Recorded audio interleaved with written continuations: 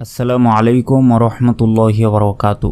সুপ্রিয় দর্শক শ্রোতা, আজকের ভিডিওতে আমি কোরআন মাজিদের সর্বপ্রথম যে সূরাটি সেটি হচ্ছে সূরা ফাতিহা। এই সূরাটি আমরা সহি শুদ্ধ করে ফজিলত সহ আমরা শিখব। প্রিয় দর্শক, সূরা ফাতিহা আমাদের অনেকেরই মুখস্থ রয়েছে, কিন্তু আমরা বেশিরভাগ মানুষই সহি শুদ্ধভাবে বলতে পারি না। তো সহি শুদ্ধভাবে যদি আমরা এটি বলতেই না পারি তাহলে কিন্তু আমাদের নামাজ কবুল নাও হতে পারে। সেই কারণে যেই সূরাটি আমরা শিখি না কেন সেটি সহি শুদ্ধভাবে শিখতে হবে। আর প্রিয় দর্শক, আপনি যদি কোরআন মাজিদ সহি শুদ্ধভাবে না শিখে থাকেন তাহলে আমাদের চ্যানেল থেকে কায়দা পর্বগুলো আমি দিয়ে রেখেছি। তো কোরআন মাজিদ শিক্ষার সকল পর্ব আমাদের চ্যানেলের মধ্যে পেয়ে যাবেন, তাই অবশ্যই কায়দা পর্বগুলো আপনারা শিখবেন, তাহলে ইনশাল্লাহ কোরআন মাজিদ দ্রুত অতি সহজে শিখতে পারবেন। তো কায়দা পর্বের ভিডিওগুলো রয়েছে এবং সেই সাথে আমি আপনাদেরকে প্রত্যেক দিন কোরআন মাজিদ কীভাবে রিডিং পড়তে হয় সেই ভিডিওগুলো দিচ্ছি, এবং নামাজে যে ছোট ছোট সূরা রয়েছে সেই ভিডিওগুলো আমি দেওয়ার চেষ্টা করছি। তাই অবশ্যই আমাদের চ্যানেলটি যারা এখনও সাবস্ক্রাইব করেনি অবশ্যই সাবস্ক্রাইব করে রাখবেন এবং সবাই ভিডিওটিতে এখন একটি লাইক করবেন। তো প্রিয় দর্শক, কোরআন মাজিদের সর্বপ্রথম যে সূরা সেটি হচ্ছে সূরা ফাতিহা। এটি কেন এত গুরুত্বপূর্ণ চলুন একটু জেনে নিই। রাসূল সাল্লাল্লাহু আলাইহি ওয়াসাল্লাম বলেছেন, সূরা ফাতিহা সকল রোগের মহা ঔষধ। এছাড়াও হাদিস শরীফে এসেছে, সূরা ফাতিহা 40 বার পাঠ করে পানিতে ফু দিয়ে জ্বরে আক্রান্ত লোকের মুখমণ্ডলে ছিটিয়ে দিলে তার জ্বর দূর হয়ে যায়। হাদিস শরীফে আরও এসেছে, শেষ রাতে সূরা ফাতিহা সহি শুদ্ধ করে যদি 41 বার তিলাওয়াত করা হয় তাহলে আল্লাহ তাআলা তার রিজিক বাড়িয়ে দেন। সুবহানাল্লাহ। এছাড়াও হাদিস শরীফে এসেছে, এই সূরা নিয়মিত তিলাওয়াত করে পানিতে ফু দিয়ে অসুস্থ ব্যক্তিকে পান করালে আল্লাহ অসুস্থতা দূর করে দেবেন। সুবহানাল্লাহ। তো সেজন্য বুঝতে পারছেন সূরা ফাতিহা কতটা গুরুত্বপূর্ণ। আর এই সূরা ফাতিহা কিন্তু আমাদের প্রত্যেক নামাজেই পড়তেই হয়, সেই কারণে অবশ্যই আমাদের সহি শুদ্ধ করে শিখতে হবে। তো চলুন আমরা শুরু করি। আউযু বিল্লাহি মিনাশ শাইতানির রাজীম। বিসমিল্লাহির রহমানির রহিম। এইখানে দেখুন হামজা লাম জবর আল। আমরা সকলেই জানি আলিফের উপর জবরজের পেশ থাকলে সেটিকে কি বলতে হয়? হামজা।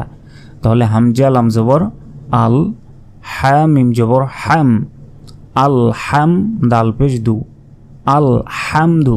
আমরা অনেকেই প্রথমেই ভুল করি, সেটি হচ্ছে আমরা বলি যে আলহামদু। এখানে বড় হা রয়েছে, বড় হার উচ্চারণই আমরা করি না, আমরা ছোট হার উচ্চারণ করি, বলি যে আলহামদু।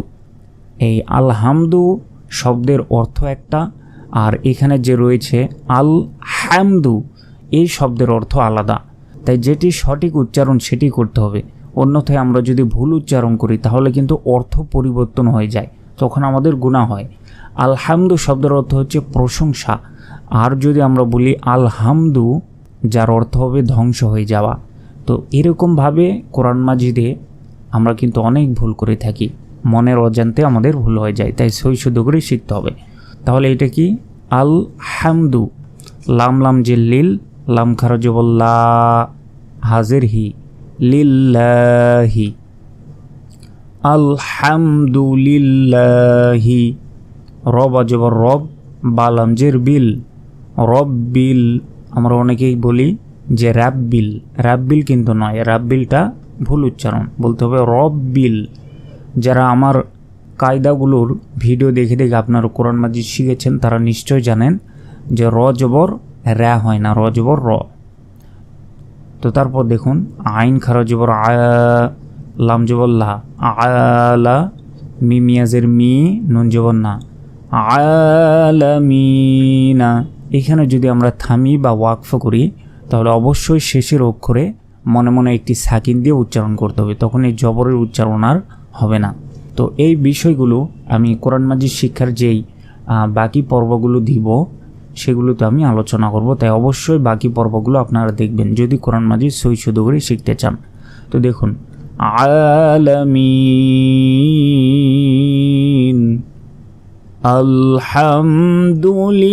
আলহামদুলিল্লাহি রাব্বিল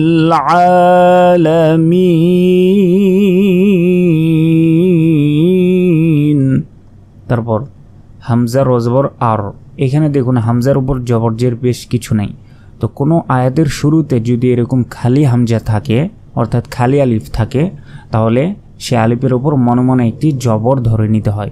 যদি আয়াতের শুরুতে থাকে তাহলে হামজা রজবর আর, রহ হাজবর রহ, আর রহ, মিম খারা জবর মা, নুন রজের নির, আর রহমানির, রজবর র, হাইয়াজের হি, মিম জের মি, রহিমি। যদি আমরা এখানে থামি তাহলে শেষের অক্ষরে সাকিন দিয়ে উচ্চারণ করতে হবে এবং শেষে 3 আলিফ পরিমাণ টেনে পড়তে হবে।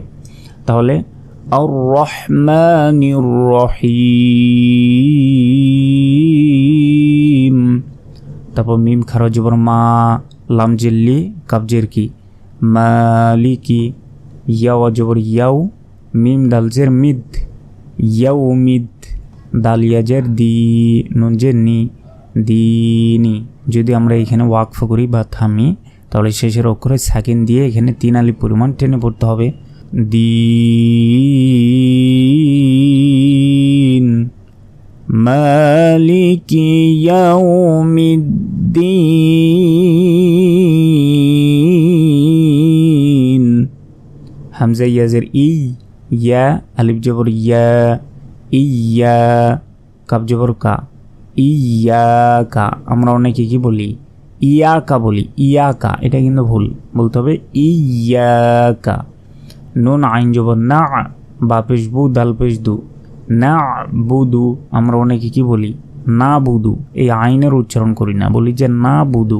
তাহলে কিন্তু এই যে মাঝখানে যে আইনটা রয়েছে এই আইনের উচ্চারণ কিন্তু আমরা করলামই না, তাহলে কিন্তু ভুল হবে যদি না করি।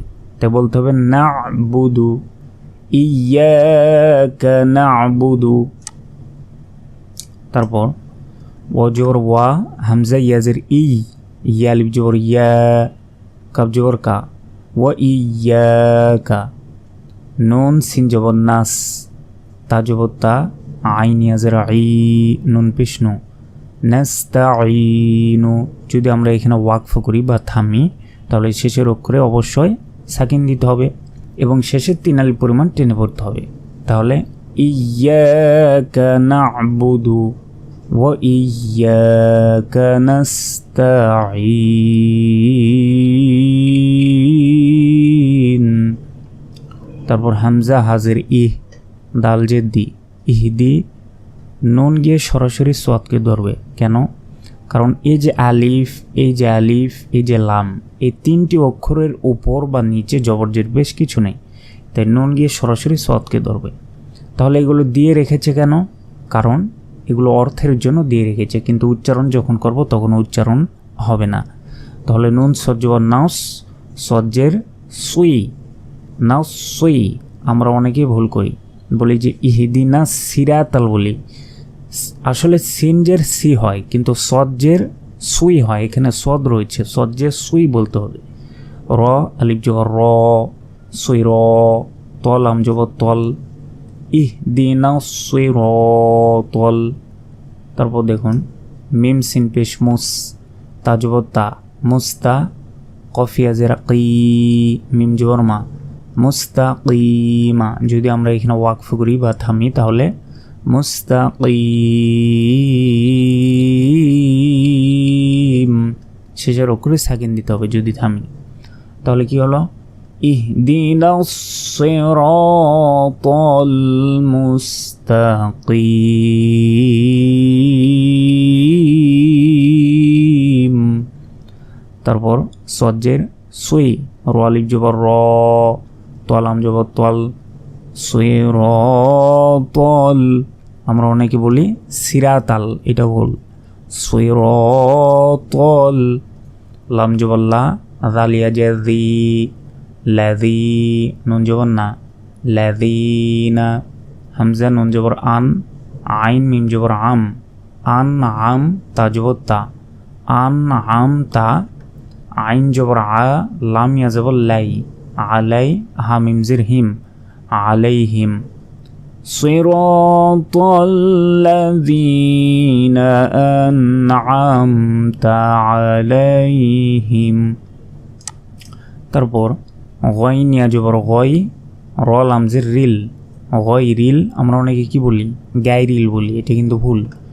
গয়রিল, মিম গয়ন জবর মাউ, দদ বা পেশ দো বাজির বি, মাউ দো বি, গয়রিল মাউ দো বি।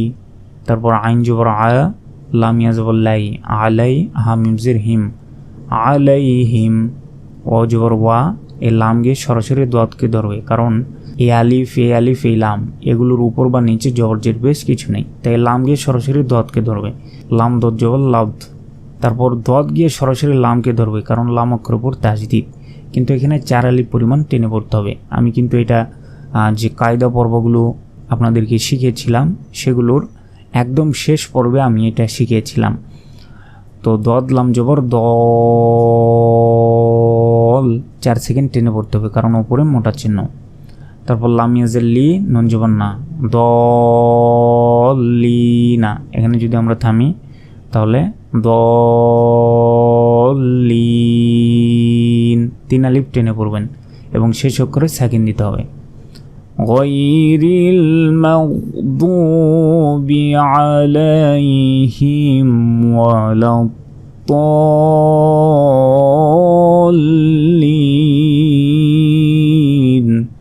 প্রিয় দর্শক, আমি প্রথম থেকে একবার রিডিং বলছি, দেখুন। আলহামদুলিল্লাহি রাব্বিল আলামিন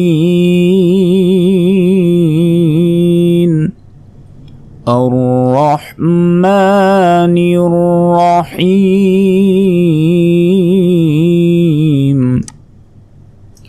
মালিকি ইয়াউমিদ্দিন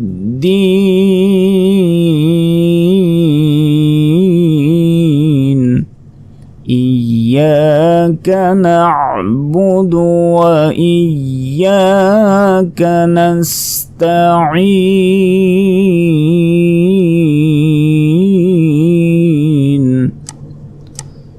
ইহদিনাস সিরাতাল মুস্তাকিম সিরাতাল লাযীনা আন'আমতা আলাইহিম গায়রিল মাগদুবি আলাইহিম ওয়ালাদ-দাল্লিন।